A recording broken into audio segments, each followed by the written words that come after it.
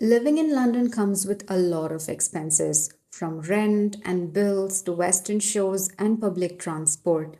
On an annual salary of £71,300, here's a look at my real monthly spending so you can see exactly where the money goes. In this video, we'll cover rent, groceries, transport, bills, and savings to give a full picture of a typical month.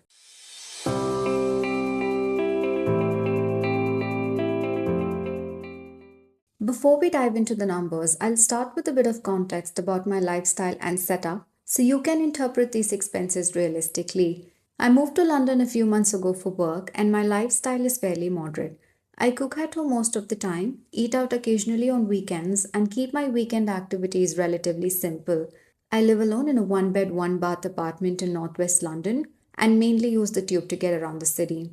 So the expenses you'll see reflect a realistic, moderate lifestyle rather than an extremely frugal or luxury setup. Now that you have a sense of my lifestyle and living setup, let's talk about the income side of things because that's what really sets the stage for what's possible with my budget. My monthly salary is £5,942, and after taxes and other standard deductions, my take home pay is approximately £4,244. So every expense you're about to see in this video is coming out of that take home amount and not the headline salary. And in a city like London, your net income honestly tells a much more realistic story than your gross salary ever does. Now that we've covered the income side, let's move into the fixed monthly expenses. These are the costs that stay fairly consistent every month and form the core of my budget. As you might expect in London, my rent takes up the largest portion of my monthly spending.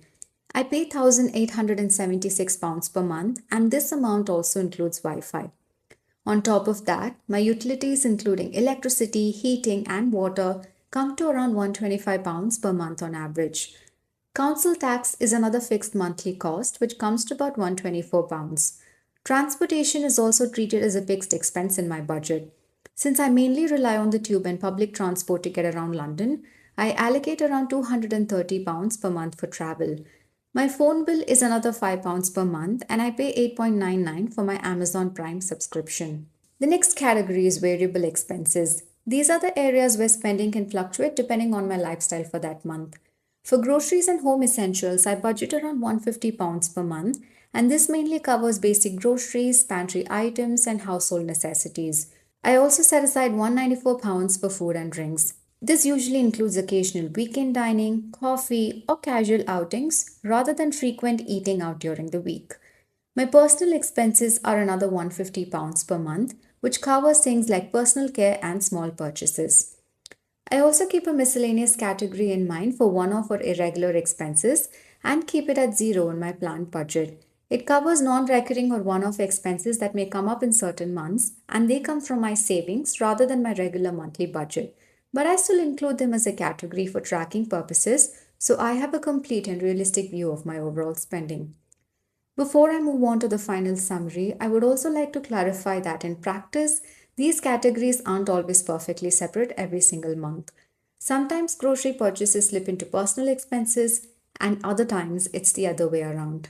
Now that we've gone through both fixed and variable expenses, let's put it all together and see what my overall monthly spending looks like. On average, my total planned monthly spending comes to about £2,900, which includes all fixed costs plus groceries, food, and personal spending.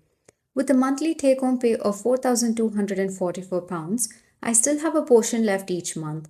After covering all planned expenses, this remaining amount goes into savings and acts as a buffer for any one-off or unexpected costs. I prefer looking at my budget this way: essentials first, lifestyle next, and savings last.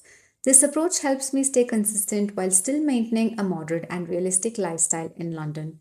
Overall, this breakdown reflects a fairly realistic picture of living in London on my salary. Not extremely frugal, not overly luxurious, but balanced around essentials, lifestyle choices, and consistent savings. And that's exactly the intention behind this video, to show a transparent, numbers-based view of what a typical month actually looks like, so you can interpret these figures based on your own lifestyle, priorities, and living situation in London. That's my realistic view of a typical month here in London. If there's any other aspect of living in London you'd like me to break down, leave a comment below and I'll cover it in future videos. And do not forget to like, share, and subscribe.